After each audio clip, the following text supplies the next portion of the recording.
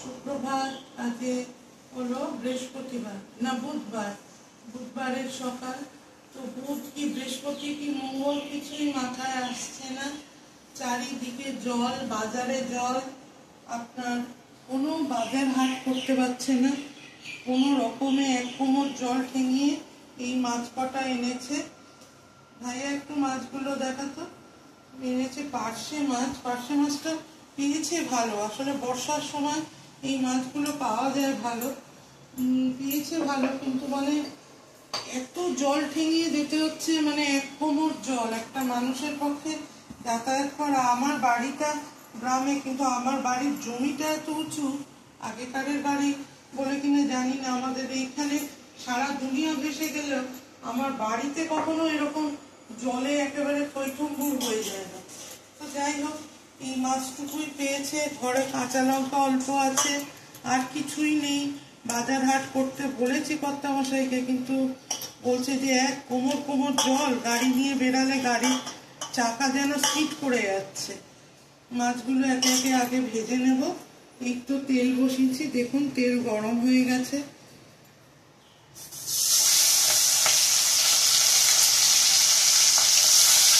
সকালবেলা থেকেই মোটামুটি যুদ্ধ শুরু হয়ে যায়, কিন্তু মানে কোনো ইনিশই পাচ্ছি না কাজে লাগছে, একদম মন লাগছে না। একটা না এত বৃষ্টি, চারিদিকে মানে জলে জলাকার।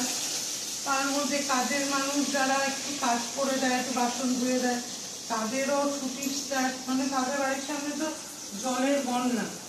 তো এই অবস্থা না, মন মেজাজ খারাপ হয়ে যায়। তার মধ্যে ছেলে খেয়ে বেরাবে, আর ভোরবেলায় রান্নার ছাড়া কোনো উপায় নেই।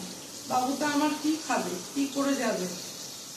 তো বাবু, আমি আর ওর বাবা, মানে তিনটে প্রাণী, তার জন্য আবার এখন একটু রাঁধবো, আবার দুজনের জন্য আবার পরে একটু রাঁধবো। ওই জন্য আর ভালো লাগে না। ভোরবেলা একেবারে জামা কাপড় পরিষ্কার করে ছেড়ে নিয়ে গা ধুয়ে আগে রান্না করি, তারপর সবার খেটনের জোগাড় করে তারপর অন্যদিকে আর কি ঘরে কাজকর্মর দিকে যাই। এইরকমই চলছে। মাছগুলো সবে ভাজতে দিলাম। এই দেখুন আমার ভাত ফুটছে। এখন 7:10 মতো বাজে। উঠেছি অনেকক্ষণ, মানে বাইরে ক্লাইমেটের দিকে তাকিয়ে চা নিয়ে বসেই আছি। মনটা আর ভালোই লাগছে না। কি বৃষ্টি কমবে না ঠাকুর, কি জানি। গোপালপুর মনে হয় এবারে বসেই যাবে। এক কোলা মাছ মোটামুটি ভেজে তুলে নিয়েছি। আমার সব রান্নাই একটু শর্টকাট, আপনারা তো জানেন, দেখেন। আর আমার মানে ওই আর কি, সব রান্নাই আমি একটু শর্টকাটে মারার মানে করে নেওয়ার চেষ্টা করি আর কি, শর্টকাটেই পারি। এই মাছগুলো ভাজা প্রায় রেডি।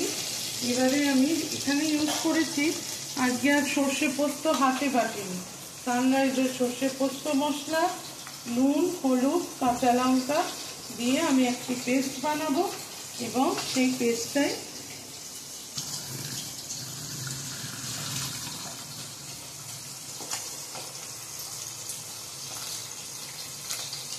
ধীরে ধীরে সুন্দর করে আমি এই পেস্টটা বানিয়ে নেব।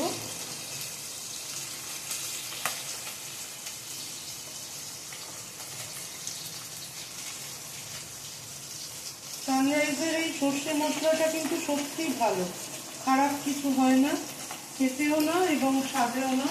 মোটামুটি তাড়াহুড়োর সময় বেশ ভালোই থাকে। মাছগুলো আর একটু আমি উল্টে পাল্টে দেবো, যাতে কড়া কড়া করে ভাজা হয়ে যায়। সুন্দর করে এই মাছগুলো ভেজে নিয়েছি এক কোলা, আর এক কোলা ভাজছি আছে।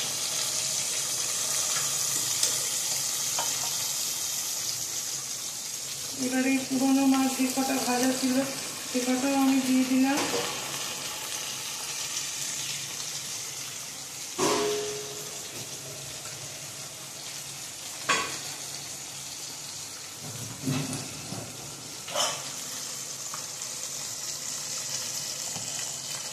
সর্ষে পোস্ত লঙ্কা, সর্ষে পোস্ত লঙ্কার যে পেস্টটা, এটাই এবারে আমি মাছের খোলের ওপর দিয়ে দিলাম।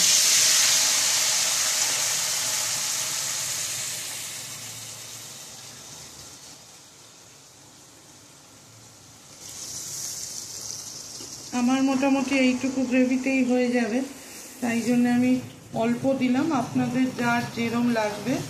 আমি সর্ষে দিয়ে করলে কখনো খুব বেশি ঝোল করি না, একটু গামাখা গামাখা ঝোলই করি। তবে ছেলে খাবে, আমরা খাবো, মোটামুটি একটু আমার যতটুকু দরকার আমি ততটুকু গ্রেভি রাখার চেষ্টা করি। এর মধ্যে আরেকটা জিনিস অ্যাড করব, আজকে টমেটো ফমাটো কিছুই নেই। বাজার হাটের দিকে মানে যাওয়া মানে এক কোমর জল ডিঙিয়ে যেতে হচ্ছে, কর্তাবাবু যেতে পারছে না। একটু টমেটো সস ইউজ করলাম।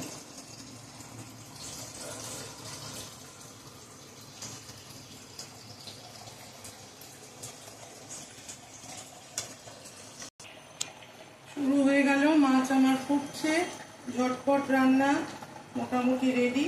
একটু ধনেপাতা ধুয়ে কুচিয়ে রেখেছিলাম, ধনেপাতা দিয়ে দেবো ওপর দিয়ে। একটু ধনেপাতা দিলে তার একটা নিজস্ব একটা স্মেল আছে ধনেপাতার, যাতে রান্নাটা একটু খুব সুন্দর গন্ধ হয়। যাই হোক, যাদের যাদের ধনেপাতা ভালো লাগে না তারা তারা স্কিপও করতে পারেন। আমার মাছ সম্পূর্ণ রেডি। আমি এবারে পার্শে মাছের ঝাল সর্ষে পোস্ত বাটা দিয়ে সেটা এবারে নামিয়ে দেবো।